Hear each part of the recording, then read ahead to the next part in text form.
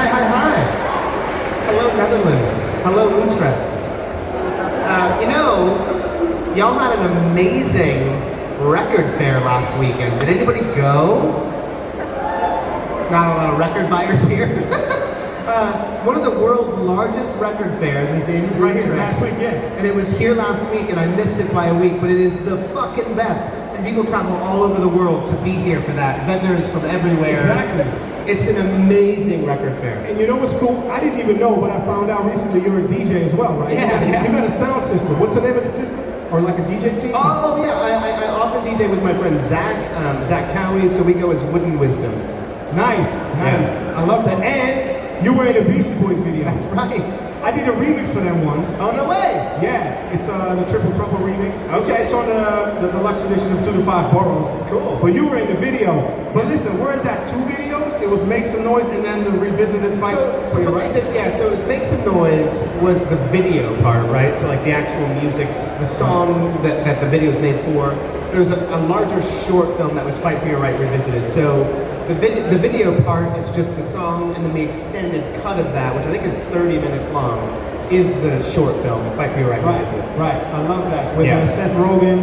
Yeah, phenomenal. the cast is insane. It's crazy. It was, man, that was a dream come true. To be able to meet those guys, was able to meet Yaub before he passed, Oh, which man, was rest in incredible. peace. I know, it was a really special thing. Did you film? That was filmed in LA, right? It was at Burbank Studios, Gotcha. in the back lot, I yeah. thought I recognized it. All right, so let's do a couple questions before we go into the Q&A with the audience. Great. I want to ask you something.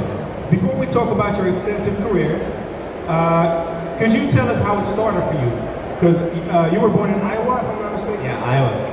Can you tell us a little something and all the fans here about your early life and then how you got into acting? Because a lot of people know you were in a Paula Abdul video, It's the right? first job I ever had. So how did you get there? Like, What's the story? I was 5 years old. This is how the story goes. And my mom saw a commercial on TV with a kid, presumably, and thought, oh, that would be a fun outlet for Elijah. I had a lot of energy as a kid, and she was like, that would be a fun thing for him to do, is like commercials. And my brother, who's 7 years older than me, was already doing drama at school, doing plays, musicals, things like that, had an interest in it. But there's no real outlet for that in Cedar Rapids, Iowa. So the kind of like side angle was to go through like this modeling school. I did some local modeling, like print and runway work. Oh, at wow. like malls and shit. At like 6 and 7 years of age. Cut to there's a modeling and talent kind of convention in Los Angeles called the IMTA. I'm not sure if it still exists. IMTA, it's International Modeling and Talent Association or whatever. So my brother, my mom and I flew to LA to sort of be a part of this convention and kind of compete. And there was like monologues, there was songs, there were all these sort of like competition things. It's so weird thinking about it.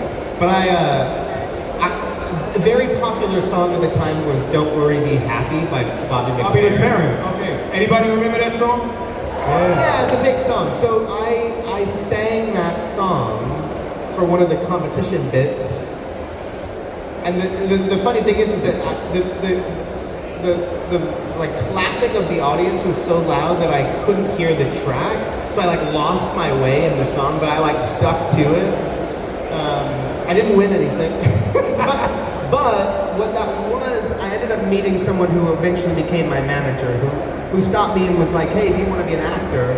And look, it's not the story of having watched a bunch of movies as a kid and thinking that's what I want to do. I think I was too young for that. But the idea of traveling to LA and working with people and being in commercials and stuff just sounded fun. And so my brother, my mom and I, my sister and my dad stayed home. We just moved to LA for like a few weeks thinking we would just give it a go.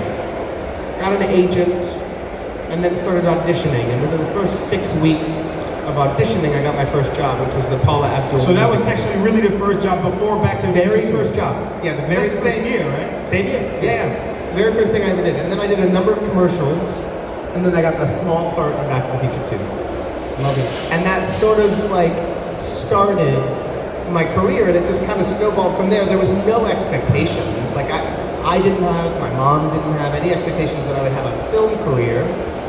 It was really just sort of doing this for fun, and then it just became what it became over time. Wow. So it really started out small and organically grew Yes, into this thing. totally. And the ambitions were never beyond doing commercials and stuff. Like it suddenly became so much bigger very, very organically. Such a great story because honestly, Back to the Future 2 is such an amazing thing to be a part of, like the man. franchise. And for me too, because I was old enough to have seen the original film, came out in '85. That we shot that in '89. So like, when we were on the back lot, I knew where we were contextually. So that was pretty mind blowing. And that I was in a scene with Marty McFly was not lost on me. Like I was very excited. Nice. Yeah, it was cool. And that was at the 80s Cafe, right? Yeah, This scene. Cafe I love 80s, that. So I wanted to say something about some films a lot of people may not necessarily talk about all the time, but I thought they were really creative movies and very well executed. Grand Piano. Oh man, yeah. Anybody knows Grand Piano? You should check that film with him in it. It's phenomenal. It's and a then cool also the more recent one, No Man of God. Oh yeah. I mean, those films are so intense and so unique and such creative phenomenons, I wouldn't say, but just very, not art house, but like they're special. You get what I'm saying? Yeah, they're special. What is it like for you to prepare for roles like that? Because everybody knows you for the big franchises, but I think it's really some craftsmanship that goes into those. Thanks, man. Well, Grand Piano, if you haven't seen it, 80 to 90% of the movie takes place in real time during a piano performance, a sort of classical music concert in a theater. While my character is being held at gunpoint, he doesn't see who's pointing a gun at him, but in his ear he's being told that he's being held at gunpoint. So that it's very tense. And I had to play a brilliant concert pianist. Right. And I am not a pianist. I played piano when I was young. A little, I took lessons and then quit, which I regret. So the learning curve was intense for the movie, and that was the first time I'd ever had to play a musician and be seen to be playing well in a movie. Hugely challenging, but so fun. So the difficult pieces, you really had to learn those as well? At least try to play it? A lot of it was being in the right place at the right time, having my hands in the right area, and rhythmically being in the right time, right? So I would practice daily, and each day I would be told, on the call sheet, I would know exactly what bars of music we would be doing. And I had my coach was also my hand double. So we would, so there's definitely stuff that was doubled, absolutely. And then there's a piece at the end of the movie that the whole movie is kind of leading up to. Right. This impossible piece. What's the name of it again? La Cinquette? Yeah. Wow, I can't believe I remember that. So yeah, it's that first minute and a half is unbroken. So that's me playing. That's phenomenal though. And it's playing to a track, but it's me basically playing that first bit, and then as it gets closer, it goes above my hands, so you can't see my hands anymore. Nice, Yeah, I love that. So as you can see, there are a lot of passionate fans here today. There was a long line at the square. Everybody, if you want to get your autographs and pictures, go do it over there. And I just wanted to know, before we go moonwalk into the whole LOTR thing, do you love fantasy, adventure, science fiction films, horror, like any of those things? Are you into those films? Oh yeah, I'm a huge horror film fan. Love science fiction as well. I mean, I love fantasy as well. I wouldn't say I lean towards that as a favorite, but there's tons of fantasy films I love. I would say my jam is probably horror genre films, for sure. Right. But even in the fantasy stuff, because I heard you say somewhere in an interview that when they were casting for Lord of the Rings, you were already reading the Tolkien books, right? Like, you were into that world. Or I read The Hobbit as a kid, Right. and loved it. So knew what it was, but I hadn't read Lord of the Rings yet. It's like one of those things of having read the first book, essentially, had the other books on the shelf and just never got around to it. Obviously, opened it up when we started shooting. But yeah, I was familiar with the world, and thusly very excited about it, and was thrilled also at the opportunity to work with Peter Jackson, because I was a big fan of Heavenly Creatures, and at that time I'd seen Brain Dead as well and loved that. So and The Frighteners. So I was a big fan of his and wanted to work with him. That's great. I love the fact that you were a fan of Peter Jackson Yeah, already. I love this film. So before I'm going to go into the Frodo part of this questionnaire, and then we're going to go into the Q&A, I do want to ask you on stage, Celeste and Jesse Forever. If you guys haven't seen that film, Celeste and Jesse Forever, Elijah's in it. He plays a character named Scott. What was it like to work with Will McCormick and Rashida Jones? Because I thought that movie was phenomenally written. Will and Rashida are amazing. It was a joy. Look, I had worked with Rashida. There's a TV show I was on called Wilfred, and she came and guested for an episode. And she knew our director through Parks and Rec. Our director Randall Einhorn had directed a bunch of episodes of Parks and Rec, so she was on Parks and Rec. I've been a fan of Rashida's for a long time. So Rashida reached out to me and was like, "Hey, I'm Will and I wrote this thing. It's loosely based on me and my dating history and friendship and all this. And there's this part for you. Would you be open to doing it?" And I was like, "Yeah, I'll do anything for you. You know, be awesome. He'd be so rad." And Andy Samberg too is in the film. He's great. That was a total joy. It was a real labor of love for everybody involved. Loved it. It was great. And Rashida's just amazing. Yeah, I think so too. And I just love that film, the whole vibe, and I just wanted to shine some light on that movie and your work in it. Oh, thank you so much. Thanks. Yeah, no, you're welcome. So, obviously, you are Frodo Baggins in the Lord of the Rings trilogy, and in The Hobbit, the first one of that trilogy. And I want to say there's this authentic, fragile uniqueness about the way you portray that character, even though he has somewhat of a intriguing duality going on, like as far as, you know, with the whole ring thing. What was it like for you to get into that psyche of a Frodo? Like, not only the outlook and the world, but just mentally, what kind of kid he is, you know? Well, you know, Frodo starts as one thing and then very much changes and morphs throughout. It is a real journey that the character goes on, both physically and emotionally and mentally. So for me, the challenging thing was just getting a sense of what that arc was, and ultimately what he turns into, which is very much a shadow of himself. But he starts out as an adventure-loving hobbit, very, very unaffected and humorous and fun and sort of full of life. Shares a wisdom, I think, with his uncle, very unlike other hobbits in the sense that he wants to see the outside world. It's not actually very hobbity to want to leave the Shire. Bilbo was very odd in that way, and he sort of grew up under Bilbo and was fascinated by elves and all of these stories of adventure. So he kind of jumps into the journey with this real sense of enthusiasm. But very quickly, he has a pretty intense burden to bear and has this sort of, the intensity of that evil thing that he's holding on to. That just serves to sort of break him down over time. And so it was just understanding kind of what his core was and then sort of trying to get to the heart of what is breaking him down over time. And you did that perfectly. Thank you. It's a fascinating trilogy. And then I want to switch the topic to sneakers. Because obviously the Hobbit feet are like different from regular feet. Yes. And you tell me if this is correct. I heard that you guys at a certain point had to hide the fact you were rocking Hobbit feet. So you were rocking green, big boots over the Hobbit feet? Yeah, is that true? That is true.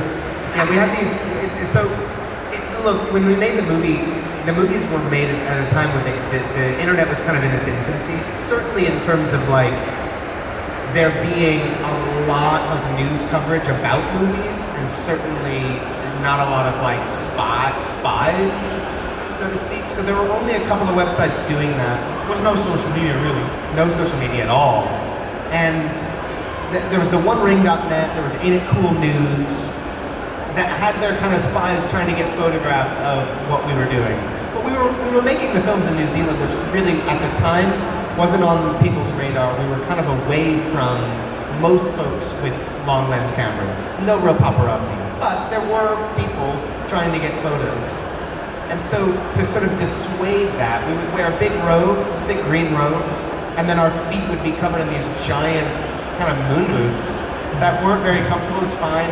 It's like a big sort of like Velcro strap to cover the feet from being photographed. And we're like early Yeezys, maybe like early oversized Yeezys to cover the Hobbit feet. Yeah, So yeah, I'm gonna ask you. I got a bunch of questions, but I'll finish with one question, then we go into the Q&A because I want everybody to get their chance to ask you a question.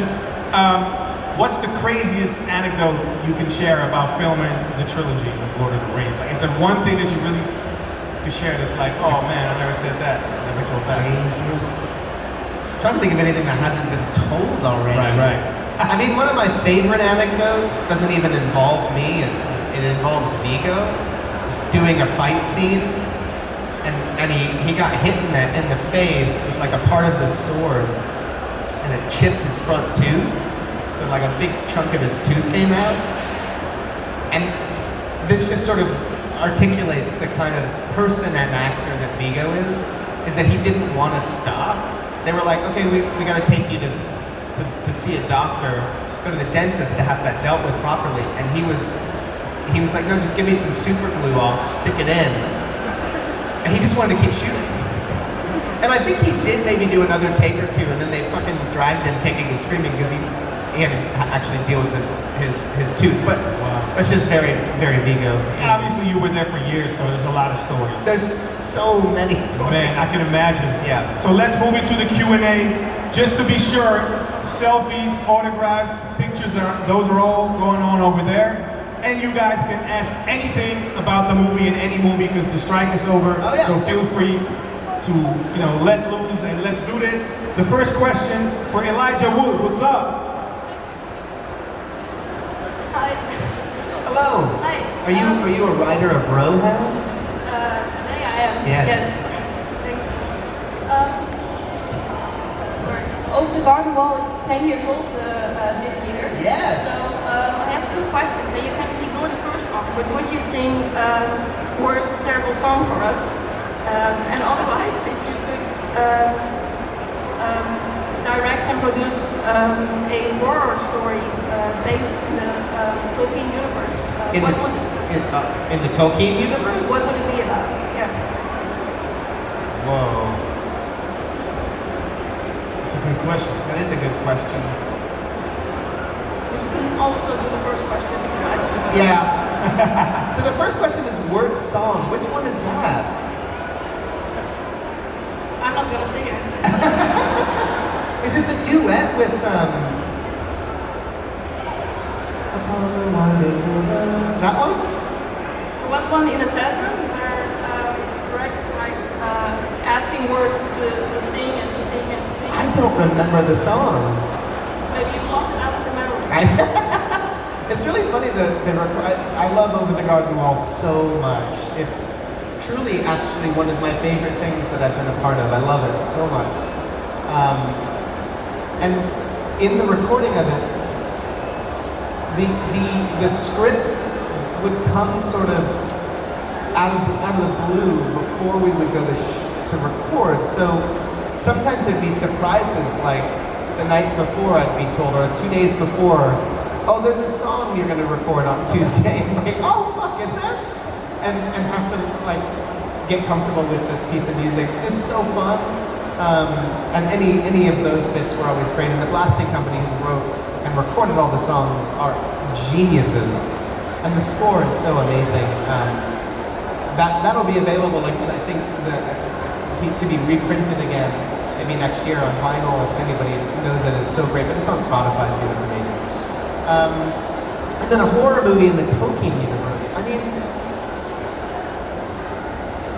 I find that the creation of the Uruk-hai, the kind of birthing of them, to be pretty horrific and very much out of a horror movie, the way it was shot.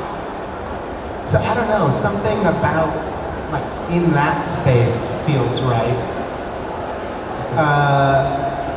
And then maybe like some movie that focuses on the Ents just laying waste to shit would be pretty great, and get real graphic and violent with that. Maybe, I don't know. Well, that's a great answer. Thanks, man. Yeah. Thank you. Thank you so much. Next question. Hi. Hello. What's your favorite scene of The Lord of the Rings? Favorite scene? I would say it's a sequence, not a scene, but the entire Mines of Moria sequence from the first film. I love it. From when they enter to the cave troll to the Balrog, it's just unbelievable. Cinematically, it's my favorite, I think. Thank you. Yeah, thanks. Great. Next question. Hey, how you doing? Hey. Hi, can you hear me? So, I've got a question about your most popular franchise. What is the one theme that resonates with you most in Spy Kids 3D Game Over? Yeah. Oh, the guy. What resonates with me most, I don't know, I think what my only regret is that there's not more of the guy, you know? Yeah, But it's a great punchline, you know, to have like the ultimate player arrive with like full 99 lives, like, and in one fell swoop have it all like disappear before his eyes and meet his doom. It's just such a fucking hilarious joke. So it couldn't have really ended any other way. But it was so fun to make that. I had worked on a movie with Robert before, The Faculty, who I think Famke Johnson is here from The Faculty. We had so much fun. In fact, true story, I had never been to the Netherlands until we did press for The Faculty. We came to Amsterdam. Oh, you did? Yeah. When was that? It would have been 1997 or 98, so I was either 16 or 17 my first trip to Amsterdam. Wow. Pretty amazing. Nice. Anyway, being asked by him to participate for this tiny little thing in Spy Kids 3 was just so much fun. It was just a day of work and hilarious. And I like that franchise. That franchise is awesome. That one's in 3D. It's great. Is it in Danny Trejo in that? In 3D, he might be. I mean, Trejo's like one of the Rodriguez players. Yeah, you know? right. Yeah. Thanks, man. Thanks, dude. Next question. Hi, I am nervous. Don't be nervous. Lord of the Rings has been my thing since I was like 9. I wanted to ask you if you knew about the handshake theory, which is like you're 7 handshakes away from any famous people. And I've been trying to for years now to get to the Lord of the Rings cast. Okay. Can I shake your hand? Yeah. It's funny the handshake thing. It's like 6 degrees of Kevin Bacon. Do you know that one? Where everyone's like always 6 degrees off from knowing Kevin Bacon. It kind of does work. Weirdly. Thank you so much. I'm only 1 degree though. I made a movie with Kevin Bacon Right. a couple years ago. Which one was that? It hasn't come out yet. It's the remake of The Toxic Avenger. Bro, I was going to ask you about that. You're in that, right? Yeah. Is this coming this year or next It'll year? be next year. Wow. Next year. It's just played a couple of festivals in the US. It's really great and gory and funny. Wow, I love that they redid that. I know, it's awesome. Oh man, bro, I collect movie props. I had the original mask from The Toxic Avenger too. Oh shit, cool. But the guy who sold it to me wanted it back, so I resold it to him. Oh shit. But who you played in that film? I play this guy called Fritz, who is kind of a hunchback. I don't look like me at all, which is really fun. He is Kevin Bacon's brother in the film, who kind of is like his henchman who does all of his evil bidding. Right. So I play a henchman, and I Interesting. also manage a band in the movie. Oh, nice. This sort of like horrorcore band. Wow. Anybody knows about The Toxic Avenger here? It's so Yeah. good. You're gonna love it. There's a trailer online. You can see the trailer. It's Oh really wow. Thanks, man. That's Yeah. I love that. Next question. Hi, Elijah. Hey. It's the first time in 20 years, finally get to meet you. It's an immense privilege Oh, to see you. thanks, dude. I have a question for you. what is a dream project or franchise where you would love to star in as an actor? What is like a favorite franchise of mine? I mean, Star Wars. I grew up loving Star Wars. It was always my favorite. You know, I know they're still going to make Star Wars films. So, I would certainly love to be in the Star Wars universe, even if it's briefly. I did for Star Wars Resistance, the animated series, I did a voice for that, which was awesome, obviously. But to be in a live-action Star Wars movie would be a dream. Oh, hell yeah. Yeah, it'd be a dream. Fire choice. I mean, come on, like, just seeing that TIE fighter right there is it's very cool. It's so rad. Would you be Is that an X-Wing cockpit? Yeah, it looks like it. That's dope. Thank you. All right, thanks, man. Yeah. Next question. Duidelijk in de microfoon praten, alsjeblieft. Thanks. Hi there. Hi. I would like to know if you can choose any actor, which actor you love to play with in the future. Oh man. Sadly, I'll never get to work with him because he's since passed, but I was a huge Philip Seymour Hoffman fan. Oh, wow. I would say it's one of my favorite modern actors. But there's loads. Gary Oldman would be amazing to work with. I love what Robert Pattinson's doing. Gary Oldman. I would love to see you with Benicio del Toro. I mean, he's a freaking genius. I'd love to work with Benicio. I mean, there's so many incredible actors that I admire. Yeah, I'd be privileged to work with so many people. Gary Oldman's a good one. Yeah, Gary Oldman is just a legend, you know. Thanks. Okay, thank you. Yeah. Thank you. Next question. Hey. Hello, I am actually here for my mom. She's a really big fan of Lord of the Rings, and she's actually in video call right now. Oh, cool. Yeah. Hi. Her name is Yolanda. Yolanda? Yes. Hello, Yolanda. Alright, and she wanted me to ask you if you would play another character in Lord of the Rings, who would you want to play? For me, the character of Gollum is probably my favorite. You know, the Riddles in the Dark chapter from The Hobbit is a favorite chapter in literature. And then obviously the way that character gets fleshed out and his backstory is described, and there's more nuance to him within the context of Lord of the Rings. He's just such a fascinating. So I don't know. It would probably be Gollum, but the truth is, I truly can't imagine any of these characters being played by anybody else. They were all so beautifully served by each of the actors who played them. So, whilst I would say that's probably my favorite character, it's the notion of playing him is really intimidating, and Andy Serkis is a genius. So. Okay, thank you. Thanks. I would say another actor or actress that I would love to work with too.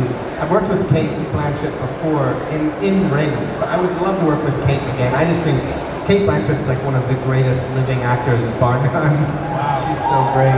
Yeah. She can do fucking anything, man. I'm in awe of her. Yeah, I totally understand. Hey. Hi. Hi. Oh, sorry. So my dad also got me really hooked on Lord of the Rings, so that's why I really like it. But I just recently found out you were only 18 in the first movie. Yeah. And, Well, 19 for the bulk of it, but yeah. Yeah, in the beginning, and I'm almost 18, and I cannot imagine. So, like, how was it like playing such a big franchise at such a young age? It's so wild. I mean, up until then, I'd had a lot of experience. I'd been working for, 10 years. I've been working for 10 years as an actor. So, I think I had a lot of runway of experience before sort of leaping into the enormity of that responsibility and that role. Yeah, Deep Impact was also really big, I thought. Big movie to play. So maybe that made it easier or something. Well, I think, so there was a lot of experience that I I'd had, but but at the same time, I'd never left home for that length of time. I'd never been out of the country on my own for more than a couple of weeks. So it was a huge leap in terms of life experience. I mean, I went to New Zealand by myself and lived as an adult for the first time. It was huge. So daunting and massive, but also incredible. And I think, you know, when I'll never forget getting to Wellington for the first time as this person on my own, being like, how am I going to feel here? And I just immediately was made to feel comfortable, and I kind of fell in love with New Zealand right away. And then the team, you know, Peter and Fran and Philippa and all the creative team and the crew, and then the cast, they all became family, and we became family. And all of us, except for the local New Zealanders, were all far from home. So we became our support group too, you know? Yes, thank you so much. Yeah. Next question. Hey. Hi. Hi, I was wondering if you had taken any pops from the Lord of the Rings set? Don't know. I might have I don't think I have any Lord of the Rings pops. No. No? No. We need to get you one, man. I might have one. Okay, thank you. Yeah. Nice question. Next question. Hi. Hey. My question is about the Spider-Man movies from the Zeros with Tobey Maguire. Okay. They had early plans for 4 and 5, and in part 5 they wanted to introduce the Sinister Six, but they couldn't do the original from the comic books. Can you speak up a little bit? They couldn't do the original from the comics, so I was thinking myself, and for one of the replacements, I think Hydro Man would be a good one. And I think you would be a good actor to play. Thanks, What do you man. think of that? Talk to Marvel. So I have no idea. I also don't know much about Spider-Man lore, so I don't even know that character. But you know, I've never been in a big superhero franchise, but it would certainly be a lot of fun. Even if you're playing the villain. What's that? Even if you're playing the villain. Sure. Yeah, sure. Well, just because you look right and you have the right age, that's why. Okay. Can you speak up a little bit? Because it's hard to hear you. It's because you have the right age and the right All right. looks. Okay. Thanks, Well, man. Yeah. Well, thanks, dude. Okay. Great suggestion, bro. Yes. And by the way, Brainpower, you forgot to mention that he also stars in Flipper. Yeah. Who stars in Flipper? I was in Flipper. Oh, he was in Flipper. Oh, thanks, man. Thanks. Thank you, bro. Next question. When you read the script from Dirk Gently, through you, when you read the script of Dirk Gently, what do you think about that? Oh, I'll never forget. It's funny, I was talking to my manager who sent me the script, and she's like, I don't understand it. This is the pitch, this is what they're doing. They're sort of loosely adapting these Douglas Adams books. But the script is crazy, see what you think. And I knew Max a little bit, the writer. And I read the script, and it was kind of bonkers, but I got it immediately, and I fucking loved it. I was like, this is really funny and crazy, and I just want to see where it goes. So yeah, I kind of immediately loved it. And it was that sinking feeling of like, fuck, I can't say no to this. Like, it's too good. Great. Hey, Thanks, listen, man. we got 5 more minutes. I want to get as many questions answered as. Hey, thanks for that Yeah, question. thank you so much. We got 5, so keep your questions short and try to focus on short answers if you can. My question, if they ever decide to remake the Lord of the Rings trilogy, would you return as Frodo or Gandalf? It'll be a while until I can play Gandalf, so... Bilbo maybe. I don't think I would ever want to revisit it, to be honest. Unless it's sort of playing the character of Frodo in tangential storytelling, then I don't want to have anything to do with it. You know what I mean? Like, I can't imagine anybody remaking it. So yeah, I don't know. Thank you very much. Yeah, you're welcome. Great question. Next. Hello. Hi. I was wondering, is there any new project that you're looking forward to doing? Maybe things that were delayed because of the strike? Hoping to be a part of the next season of Yellow Jackets. I had a blast working with them before, and I'm a huge fan of the show. And I know they're writing season 3 now, so I would love that. And then there's a couple things that are coming out that I've made subsequently. A movie called Bookworm that we shot earlier this year in New Zealand, actually, with the same creative team behind a movie that I was in called Come to Daddy. I don't know if anyone's seen that movie. Come to Daddy. So this is also a father comedy, but about a father and a daughter in kind of lost in the wilderness of New Zealand. It's really funny. It's a lot of fun to make. So that'll come out sometime next year. And then this Toxic Avenger remake will come out sometime early next year as well. Thank you very much. Nice. Yeah. Thanks. Next question. Hi Elijah. Hi. I have a quick question, or maybe not. From the top of your head, could you give us a top 3 of your favorite movies of all time? It's so hard. I tend to have similar answers just because it's easy to rattle them off. But Harvey is one of my favorite films with Jimmy Stewart. If anyone's never seen it, you should see it. It's great. It's a movie about a man whose best friend is an imaginary or invisible white rabbit, 6 foot tall white rabbit that no one else can see but him. It's just delightful and kind of profound, very funny, and Jimmy Stewart's amazing. But fucking favorite movies, it's so hard. Night of the Hunter is a favorite movie of mine.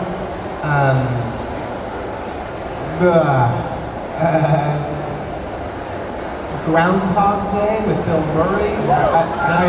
I'd probably, if your metrics for like favorite movie are based on how many times you've seen something, it probably would be Groundhog Day, because I think I've seen Groundhog Day more than anything I've ever seen, which is so perfect, given that it's about repetition. I adore that movie, and I quote it, and I love it so deeply. Yeah, I don't know, but I have so many favorites. Leon the Professional, I love. I don't know. No, it's a great list. Those are great ones, answers. yeah. I can Thank you go very on much. and on. I'll keep that in mind. Thanks. Yeah, man. cool. I love your answers, and I love that we're taking the time. Let's see how many questions we can Okay, see. yes, yeah. I was wondering, what was the most difficult part of scene you had to play in the role? Of Lord of the Rings? All. Of all? Yeah.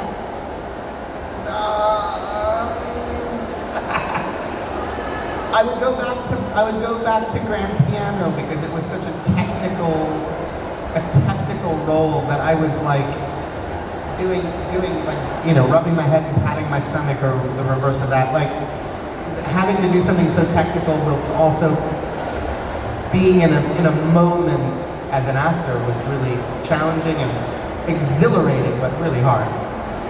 Thank you. Yeah. Thanks so much. I think we got to wrap up.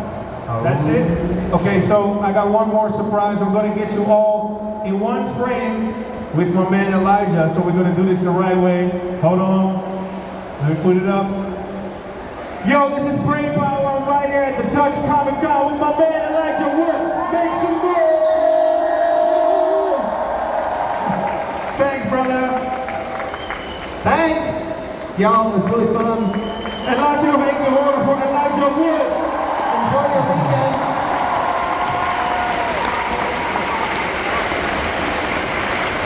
Elijah, geweldig. Vonden jullie het leuk?